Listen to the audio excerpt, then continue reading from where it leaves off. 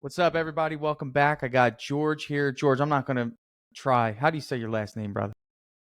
Eleftherio. You heard it here first. So here with Re- George. We're here doing a business breakthrough, man. George and I have crossed paths a few times. My friend, you called the meeting, man. Tell me about this business you got. I noticed that the business is Georgie's Handyman service. It looks like you're heading toward painting. So what's been going on? Tell me about that. Yeah, so I started up about 4 years ago. My uncle, he told me to quit my job and work for him, and I did. And he had a handyman business, so I started Okay. working with him. And it wasn't but a month later I started up my own handyman business. But the problem was I wasn't very handy. But I picked up painting really well, and so I kind of rolled with that name for a few years and just did painting work. And then I actually did rebrand, so we're known as Georgie's Painting now. And my website's redone and everything. I'm still Nice. I got to get the new gear and everything, but we're painting business now, and yeah, looking to grow it. Cool. So is it just you by yourself? Yeah. Cool. What are some challenges right now you're dealing with in the business? I mean, at this point, I'm used to being a one man show. Been watching you, been watching things online, and I've been trying to learn how to actually run a business and not just have a job. Yeah. So it's all new to me. But right now I'm trying to learn my numbers a bit better, and then I'd say the biggest thing is fulfillment. So I took on a marketing company, and to try to keep the leads coming in, and now I'm trying to figure out how do I fulfill on all this work. Yeah. Do I do the 1099 method? Do I run a hybrid model? And just trying to kind of go through that with spring obviously being here right now. I'm trying to Yeah. figure it out. So Yeah. Yeah. I don't know if I'm sorry if I asked this already. Is it just you working by yourself? yeah, Okay. yeah, Got it. Got it. yeah. So, I'll, yeah, so we know, I mean, you know this. I don't want to waste time helping you understand this, but you need to hire. You need some help. yeah. Let's go through some foundational things that you're going to need to do hiring, and hmm then we'll discuss I just need to understand the gaps. So, when it comes to hiring, do you have a payroll company set up in your business to where you can onboard someone and taxes are paid appropriately? So I was gonna do either Gusto or like ADP. I'm Okay. not on it yet, but I Okay. was gonna try to get on one of those softwares, and do it that way. All right. So here's the deal, and I just want to help you from the perspective of what's going to be required of you in order to achieve what you want to achieve in this business. Okay. There's a difference between I'm going to try and I'm doing it. And hmm that's with so many different areas of your business, brother. I mean, this is before you even get into the amusement part. This needs to be something. Hey, I need to hire. So there's something that stopped you from doing that. And if we can figure out what that is, George, then we can identify this. I'm not going to be disrespectful, but it is a trait that we need to iron out of your personality. Of hey, in other words, you didn't rank it in terms of importance, right? Because here's the deal: hiring frees you. The goal of your business is freedom. Yes, hmm because if it wasn't, you wouldn't be in business. You have this hope that one day you build something you could be independent of, and it generates you income. Is that true? Correct. Yeah. That's why we're all here, bro. But the Yeah. thing is that there's some things that we need to take care of along the way. Gusto is a precursor to the thing that frees you, which is the hiring. So we need to make sure we get that out of the way. Now, I want to know, why haven't you set this up yet? Um. Probably just fear, man. Fear. So Yeah. the unknown is fear, right? Yeah. So, and I use this example all the time. I knew that was going to be the answer. It's the fear of getting on there. It's the fear of what you're giving up, right? You're going to probably have to pay for a subscription. You're going to have to probably you might make a mistake, which could cost you money, right? It's the accountability of employees and will I have enough work, right? I know every fear that you're probably thinking right now. Two things: you're talking to someone who's already been through it, which is good news because you're not the first person to sail to America, right? Mm. That's fear. You know what I'm saying? A lot of these people are already on the other side saying, George, come on over, brother. We're here, man. You just got to do Mhm. your own. You got to travel your own journey, but we're here, man. It's good on the other side. You know that Mhm. for a fact, right? Mhm. Cool. You're already ahead of the game. You already have a marketing agency, right? So you have leads coming in every day, don't you? Yeah. So I just did that. I just started that up. Yeah. Good news. Yeah. So really the fear is the unknown, which when you quit your job to go work for your uncle, was that scary? I'll be honest with you, no. No. Because I've your never other been job good didn't at have much working. value, right? Yeah, I've never been good at. Yeah, well, yeah, I didn't like the job, Didn't and like the job, so it wasn't that I'm much of a leap. 24. I don't have any, responsibilities other No than kids? myself. No, Okay. So no. when you went into your own business, when you left your uncle, was that a little scary? Yeah, it was a little nerve-wracking. Yeah, Good. yeah, Okay. for So what sure. you should be doing without any other human responsibilities, which is some of the greatest responsibilities you can have, is you should be looking for risk. Because even if you go broke, even if you go in debt, the worst thing that happens is that you don't have enough food to feed yourself, which won't happen. You know, both know that, right? Hmm. So you should be looking for risk, bro.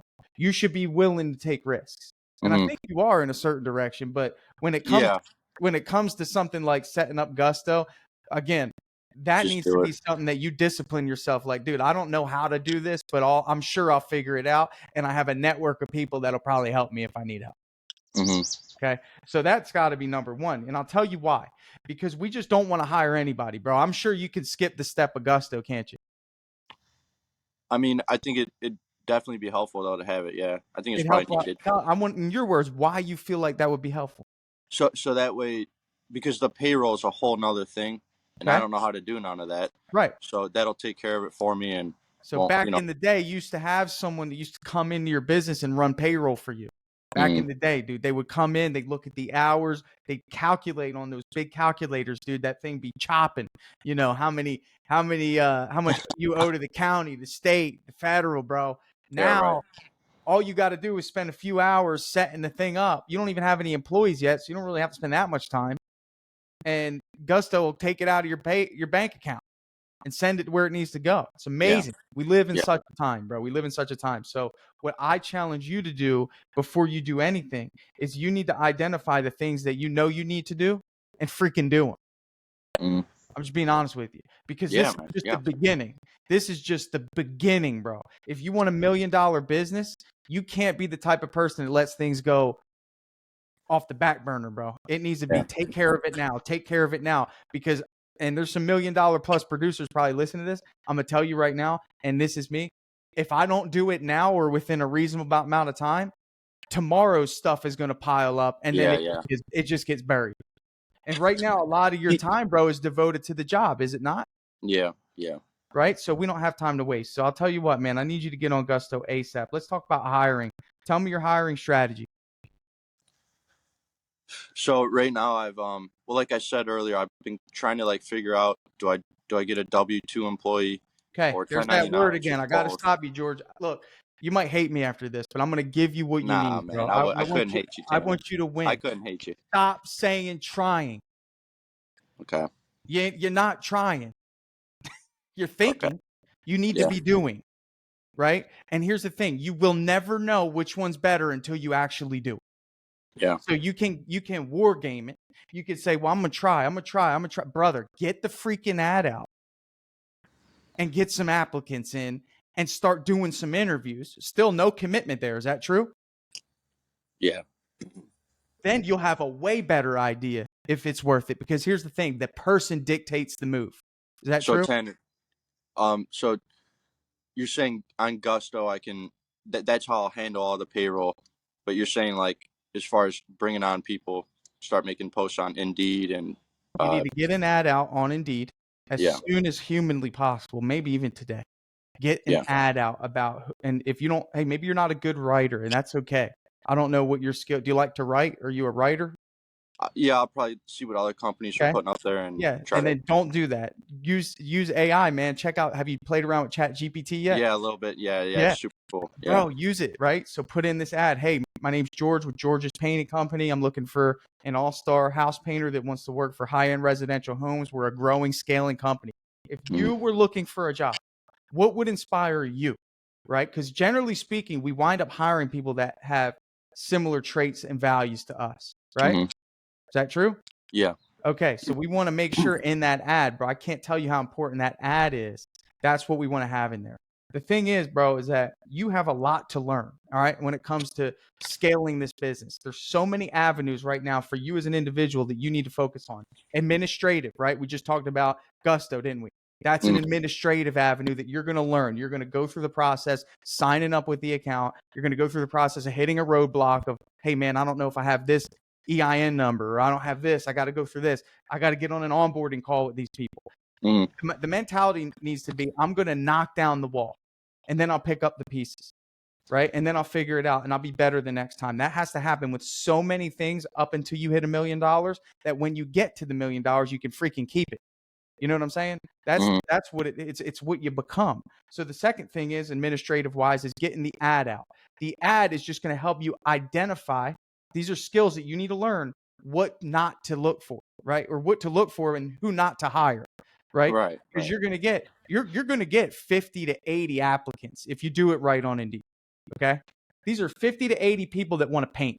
Mm-hmm. Now, out of those 50 or 80 people, what's going to happen is you're going to get overwhelmed because you're not going to know who to approach. I don't know about you, but I couldn't sit in front of 50 or 80 people and do an interview, right? That would drive me nuts. You probably don't have time for that, right? Yeah. So we're in the middle here. We have to get an employee and we're really busy and we can't hire a bad employee because that's one of our fears, is it not? Yeah. They could what? They could hurt the what? Well, my reputation and quality. Quality. And then guess what? You don't have a lot of luxury to be training 3 people throughout the month, do you? No. Okay. No. So I'd really like someone who's experienced. Solid. Yeah. Right. Solid. Yeah. My suggestion to you is build a team of 3 employees. That would be my suggestion. I don't think you're a sub guy. I'm just getting that vibe. I think you're a quality guy. Okay. Generally speaking, quality guys like employees. There's a little more control. There's a little more customer interaction.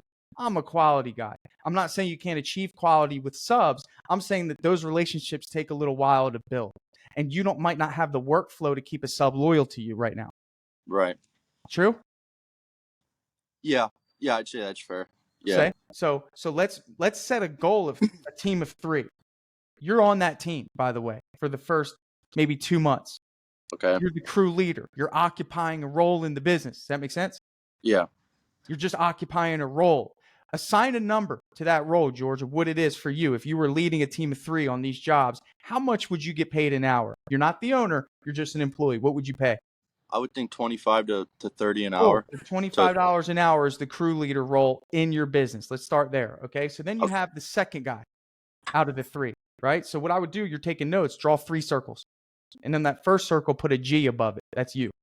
Okay. And that's temporary. The second guy, he's your kind of your right-hand man, right? This is the guy we're going to hire now. Okay. Right. And we're going to say that he needs to have X amount of skill sets in order to be this person. But guess what? We're not going to waste the opportunity to get what I call a 2-for-1 deal. You know what that is? Hire a helper and I would say a step further would be hire someone that's adequate at the job, but also could take your position as the crew leader, right? So when you're hiring, you have to know what you're looking for. It's like dating, right? Same thing. You want to know what you're looking for. I'm looking for in this role, if I were consulting you and me and you were working together, I'd say, George, here's what you need to do.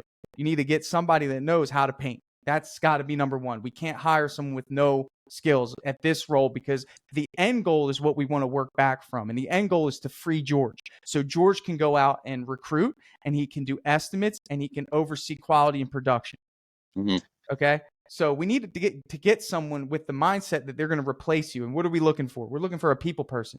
We're looking for someone that knows that the end goal is for them to run the job. And the end goal for them is to be the person that communicates with customers. So how do we do that? We frame our questions in the hiring process to align with what the end goal is. Do you like communicating with customers? Right. And guess what you'll get? I prefer to work new construction. I can't deal with customers. Yeah. Well, that might be too straightforward of a question. So how do we phrase it in a way that gets the answer that we want? You have a customer that's really upset about a color, and they're kind of frustrated and they want the job stopped. How do you handle that? Guess what you'll get? You'll get the exact answer that will tell you whether or not that's somebody that can lead a job. Right. Do you see how you work backwards in the hiring process to get to your goal? Yeah. It's all about filtering people out to be able to sit in front of someone, if they get to you, that ultimately is that person. So so what we want to do is we want to identify what we're going to pay that person. So that's your 2-man, right? So what are you going to pay that person? The lead painter or the helper? Right now they're let's say they're, I don't know, you like football? Not really. Not really. Sports? You ever follow any type of sports? Basketball. Basketball. So if the head coach gets fired, who do you bring up? That's the interim. The assistant coach. He's the interim. He's the head coach in training. This is what we're looking for. Is we're trying to find somebody that could take the role of you as the head coach, right? Okay. So they're an interim. So that's your interim guy. So if you're at 25 as the lead, guess what the interim gets? Probably 22 to start. Fair? Yeah. Okay. And then last, we have a helper. This is our guy. He's going to be prepping. He's going to be learning. He's going to be learning the trade. He's going to be bringing energy to the team. Going to get coffee in the morning, right? He's going to be he's going to be running, cleaning the sprayer, right? Doing all the little things on the job to make sure that it runs smoothly and efficiency. Let me tell you something. That person's going to get 17 an hour to start, but he might turn into someone loyal, someone like you who wanted to get into the trade that wants to make a good living. Okay. Now here's the deal. When you're in a growth phase, you need to understand, George, there's 2 phases in business: wartime and peacetime. Okay. There's wartime and peacetime. There's never been a situation in my entire 8 years of doing this where there wasn't one or the other.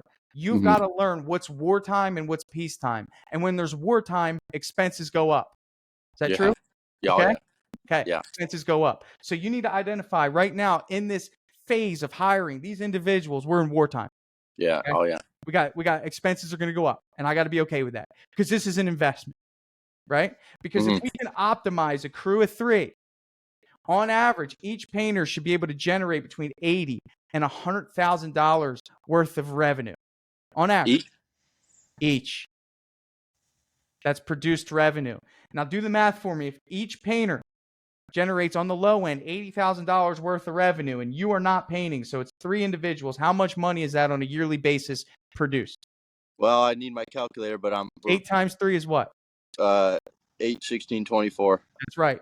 So that's $240,000 a year of revenue if you get 3 people operating at full speed, full capacity. Okay. Would you be okay with that? Yeah, man. Okay. Heck so yeah. out of that $240,000, we got to get George some money, right? Sure. So we need to identify, generally speaking, we're going to be at about a 30 to 35% labor margin. So I will get the calculator here because I always try to do math on the fly. It never works out for me. 30 to 35% labor. Right. So we want to see what 35% of 240 is. And that's going to be $84,000. That's how much we're going to wind up paying for these guys. Does that make sense? Yeah. All right. So you need to already say, hey, I'm willing to invest $84,000. Yeah, I am. To get back how much? $240,000. That's a low end. So if I said, hey, George, give me $84,000, I'll give you $240,000. Is that a good deal? Of course. Perfect. Because you're a middleman. Yeah. You're finessing, right? You're taking supply and you're introducing it to demand. But right now, you're the supply. And guess what else you are? All of it. All of it. Everything. Everything, man. You take the restaurant owner who makes the pizzas and takes the orders and answers the phone, sits the customers, brings the drinks, pizzas are burning, customers are leaving, drinks are empty. Yeah. Okay? How much longer? Yeah. These happen now. We're in wartime. So generally speaking, you're at about 20% materials off of that number. 240,000. 20%. That's 48 grand, George. Okay. Okay, let's add our 2 numbers together. We got 48, we got 84. It's 100. It's still a lot less than what we sold, isn't it? Yep. All right, so generally speaking, on average, you're going to spend about $3,000 a month on marketing. So you got 3 times 12, that's 24,000. That's 36K.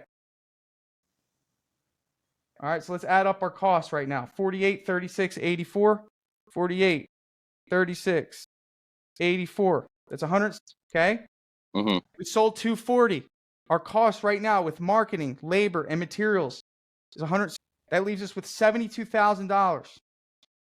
We're reinvesting money back into marketing, which is great. Okay. 72K. Would you be okay with a $72,000 salary for your first year in business without doing any painting? Yeah. Oh yeah. You be good with that? Hell yeah. All right. So we know the end goal. Yeah. So when you're looking at all these expenses and going through the motions of whether or not you should get Gusto or not, and whether or not you should put out an ad or not, and whether or not you should go W-2 or sub or not, and you look at the model, okay? Amazon did a model. This is how businesses work. They model outcomes. Amazon did a model on whether or not Amazon Prime would work, okay? I think we know what happened, right? Amazon Prime is put them on the map, dude. Free shipping, okay? But they modeled it. They modeled worst case scenario and they modeled best case scenario. Just so you know, we're modeling worst case scenario at each painter generating $80,000 worth of revenue. On average, it's $100K if you know how to run a business and you're optimized and you're selling the right amount of money. Okay. Okay. You of course have other expenses. I'm not going to get too granular on that, but does that help? Yeah, it really does. Yeah, I like how you kind of broke it down. Believe me, I spent hours doing it, and it never. I struggle sometimes to make sense of the numbers, but I like how you broke that down, and yeah, it definitely makes sense. Good.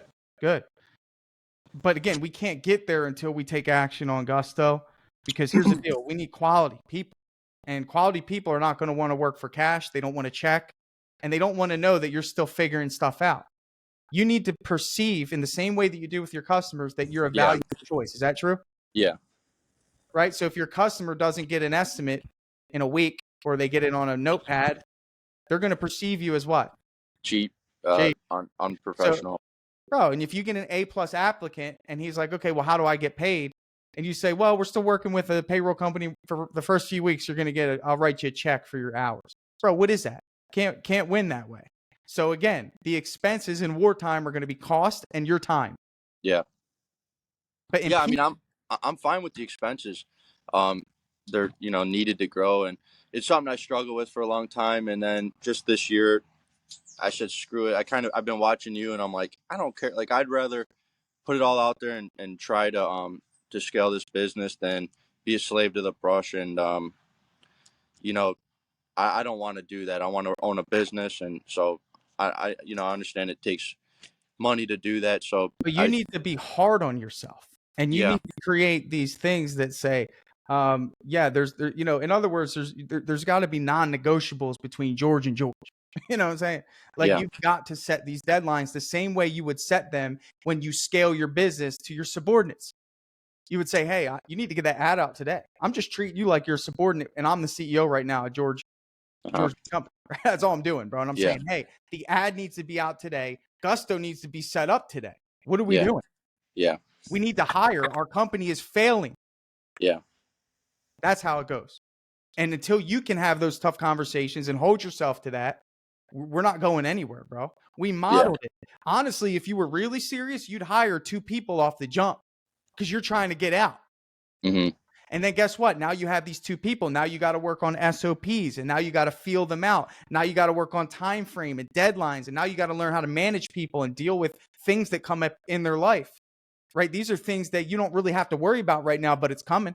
Yeah. It's part of it. How do you handle that? How do you handle when you have a deadline and your guy calls out? Yeah. What do?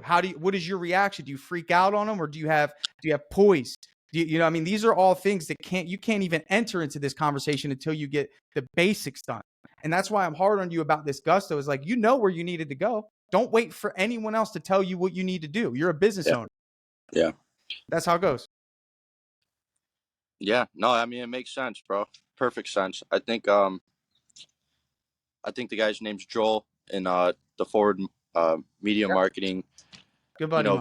Video last week, he was just talking about being proactive, and that hit me pretty hard. I was like, what am I like? That's definitely something that, I'm just missing. And I think I've just became paralyzed by like overthinking and fear lately.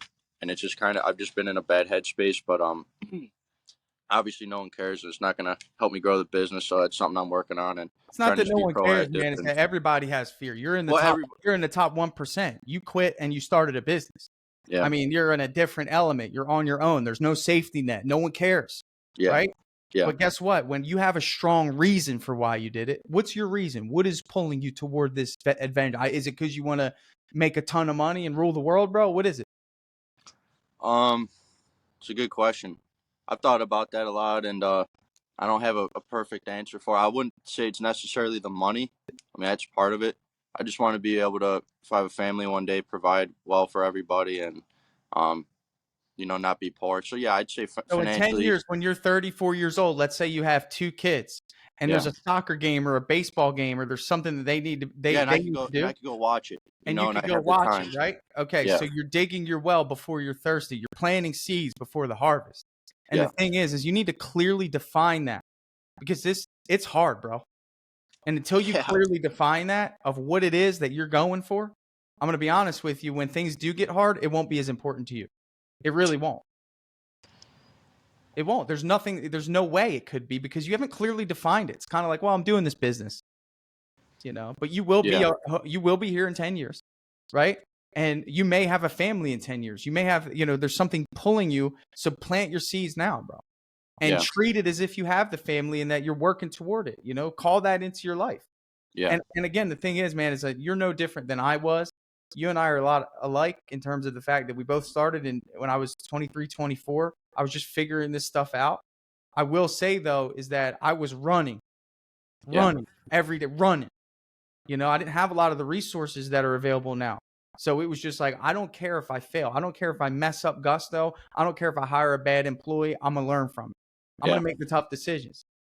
You're going to have to go through that. So my suggestion to you, again, get gusto up, get the Indeed ad out. And if I were you, man, I'm going to give you some accountability. You need to be scheduling some interviews no later than Monday. I mean, you should have at least 2 or 3 interviews by Monday. And the process I'm going to go through, because it's so important, is that you need to you got to go through the Indeed ad. Mm-hmm. And then you need to figure out how to vet people through that ad. And I'm going to do that in today's training. I'm doing the training today. I'm going to just do that. I was wondering what I was going to do. So if you want to come to that, we'll talk hiring. Yeah, I'll be on there. So we'll cover hiring, and I'll just walk you through the whole thing. So, but the thing is that you need to be an astute observer of human behavior, dude. I have almost 30 employees. Okay. I have to know who to look for because we don't have time. Right. We don't have time to work but we've learned. You have to learn from this hiring process. You might make mistakes. In my painting business, I've had over 60 painters work for me. Right now I have 14. Okay. So, I mean, my average isn't very good for hiring, right? I mean, somebody that's preaching hiring, because there's an old saying, it says hiring is guessing and firing is knowing. And you just need to be a really good guesser. And you need to use it's called an educated guess. Yeah. Yeah. Okay. So anything else, man, before we go? I know that there's a lot more elements to business. I got a few more minutes. Sales. Are you struggling with sales? Any issues there? I'd say I have one question, and then maybe get into the sales just real briefly. But I guess just with my situation, right? Because we didn't talk too much about that. So I currently have one truck and a trailer. Okay. I had a decent amount of cash in the bank, but I had a slow winter, and then I took on a lot of overhead this February, January. So not in debt or anything like that, but it's getting tight, and the season's finally breaking. I'm gonna tell you what's happening. I already know. Okay. Yeah. The loan, the van, the well, whole. It's just not that. It's that the fact of the matter is that you're not selling as much as you should be. You're not hustling the sales because you can't get to it anyway. Yeah. Is that true? Yeah, dude. Yeah. Okay, that's what's happening. I get scared. If you knew that sales were see coming in, you wouldn't even be telling me this. You'd be like, I just went and saw like a 6,000 square foot massive house. Can't touch it. And they loved me, and I'm like thinking to myself, like, if I get this job, I'm screwed. Like, what do I do? Yeah, and that's why I was saying, okay, do I find a good sub and right? So I'm going to tell you, don't ever forget this. The most important and I'll be honest, the most powerful force in all of business, I'm gonna give you one word, is leverage. Leverage. It's there's leverage in anything, right? So let me give you an example. Let's say you went and did that estimate after this call and you're fired up about hiring. You're like, I'm going to find the way or I'm going to make a way. I will have a team of 3 and I will have them no later than May 1st. I'm going to have 3 painters working for me full time. I don't care what it costs. I don't care how to get there. So when you go into the sale, you're saying, yes, ma'am, because you have certainty within yourself. Yeah. The reason people get depressed is because they lie to themselves. And if you can't hold if you can't tell the truth to yourself and follow through with your own agreements, then how could you hold them to anyone else? Yeah. Stop lying to yourself. That's the key. Is if you tell yourself something, you find a way or make a way. So the thought of it is that you could have sold that job if you had the right mentality in terms of what you're going to make happen in order to get that job done the right way. Right. So you use the job as leverage to pull you beyond what's comfortable, because you know, like, if I don't do this, I'm going to let that customer down. So the same thing is when I ask you about your why, the leverage is your future family. That's a strong leverage. Your future wife.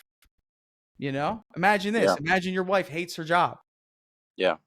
And she's miserable and she's taking it out on the kids, or she's just stressed out. Right? And if you built a business that freed her from a job that she doesn't want to do, wouldn't that be nice? Yeah. Okay. That's a situation that I was in, and I freed my wife from it. Had I not hustled, had I not made the decisions I needed to make, that might not have been a reality. Changing generations. That's why I do these calls, bro. Yeah. Changing generations. I like that. Changing generations. So Yep. this conversation could be pivotal for you, but it only matters if you take action. And I'm saying this, you missed out on a great opportunity, not because you weren't that guy. They liked you. You won the customer over. But guess what? They started probably to feel your apprehension throughout the walk. Yeah. Well, I told him, I was like, you know, this is a way bigger project than I've ever taken on. And, you know, it was great rapport. I don't bull crap people or anything. I told him where I was at with it. And, you know, but like you said, if you had the production. Yeah. Okay. Yeah, it'd be a no-brainer. It'd be a no-brainer. Yeah, don't let that happen again, George. You need to assume that these opportunities are going to come to you. Yeah. You need to call them into your life. Okay? Because not many people in your area are doing this thing that you're doing right now. It's hard. Okay? So if you have the supply, the demand will find you. Build it and they will come. I like that. Yeah. If you're known for being able to get it done, they're going to find you because no one else can do it. Everyone else, 90% of your competition is just like what you just said. Yeah. They go in, they see these jobs. Some of them take them and they're there for a month and they're not making any money. Yeah. Yeah. I mean, I like how you, I've seen some of your videos. You talk about the painting industry, and like most people kind of got fired or quit their job or whatever, and then they just became a painter. You know, they weren't really business people first, and like a lot of people are just, you know, running the one-man show. They start painting businesses out of spite. You know? Like they're mad at their boss, which is fine. You could push through. You know, you could do that, but dude, there's this whole world of learning that needs to happen. But I will say that the difference between those that are successful and are not are the ones that take action on the stuff that they don't want to do or don't yield an immediate return. Just go through the process, go through the motions. Yeah. You know what I'm saying? Yeah. So in terms of sales, you know, we can't even see what you're capable of yet. We don't even know. Imagine if drip jobs sucked. How would I sell that to you with confidence? You couldn't. I couldn't. No. So my whole focus as somebody creating a product or offering a solution is this has got to be good, because I don't want the pressure of having to work too hard in sales. And it's the same thing I do in my painting business. I don't have to work hard in sales. Early on, I did closing on the spot, and you should learn those tactics and you should have them in your tool belt. But guess what, brother? We're at a point now. We're just emailing the quotes. If you want to work with us, come on. You already know what's coming. You don't need to think. If premium's on the job, it's going to be done right, and we hold to that standard every single day. Yeah. So if the production is good, which that should be your entire focus from here on out, is getting that team solid, the sales will come. Mm-hmm. Yeah. And you already hired a marketing agency, so you shouldn't have to worry about lead flow. But here's the deal. What I think you should be doing, I guarantee, let me ask you this. I have one more question for you. Okay. Yeah. So you're using drip jobs in your cold leads section of all the leads that have come in. Do you have a bunch of people there? Like a bunch of leads that haven't converted? Yeah. It's where a lot of them go. Yeah. Okay. But they're sitting there. You probably have maybe 10 or 15 leads just sitting there, right? Yeah. Give or take? Little less. I just started up a couple weeks ago. And okay. Let me ask you this. I just want to know. Be honest. Yeah. How many times have you called those leads? I've called all of them. How many times?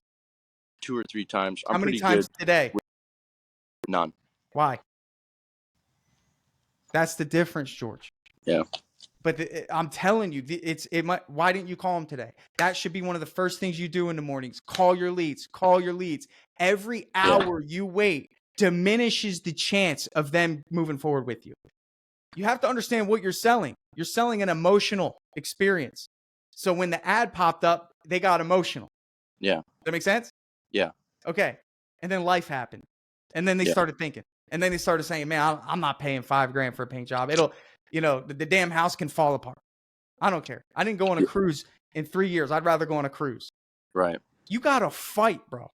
This is a fight. And it's the same thing with the people that you sent proposals to. How many people are in proposals sent right now? Quite a few. Okay. How many times have you called them? Be honest. Barely any. The ones I really wanted, a couple times, and then the others barely any. Okay, because you got no leverage. That's what we talked about. You got to have the leverage. You know what the leverage is on the flip side? Are those 3 people you hire because they need work. Yeah. Does that make sense? Yeah, you just said it too, because that seriously is what's been happening. Is like, I'll be like really picky with the job, and it's because it's all about me, because I know I'm the only one that's gonna be painting it, and so I have like this piss poor mindset when I'm bidding jobs, that it's terrible. like, what can I do? What do I want to do? It's self-inflicting. Yeah, and then it's self-inflicting, and until you go into war with yourself, wartime, hire 3, sell jobs that right now you can't handle, but that's going to create the leverage that you need to get your team right. Yeah. It's a mindset. It's a mentality. It's like rocket fuel, man. 90% of that rocket fuel is used on the launch. 10% of it is used in orbit. Yeah. I'm in orbit right now. I don't have to go through hell again. I already been through there. Yeah. If I want to add another crew, it's wartime. I just went through it. It's wartime. Got to get more leads. Got to get another van. Got to spend all this money. Or got to buy brand new sprayers. Got to get them up and running. But I know a brand new crew is going to generate X amount of money. So this is easy work. Yeah. You know what I'm saying? That's the mentality. Yeah. Makes sense. All right, brother. Man, I'm going to see you in a few minutes anyway. So let me go get some water. Okay. All right. Is this helpful, bro? Yeah, it was. Yeah, I definitely needed it. Good, man. Good luck. You got this. Yeah. Thanks, Tanner. All right, homie. Bye.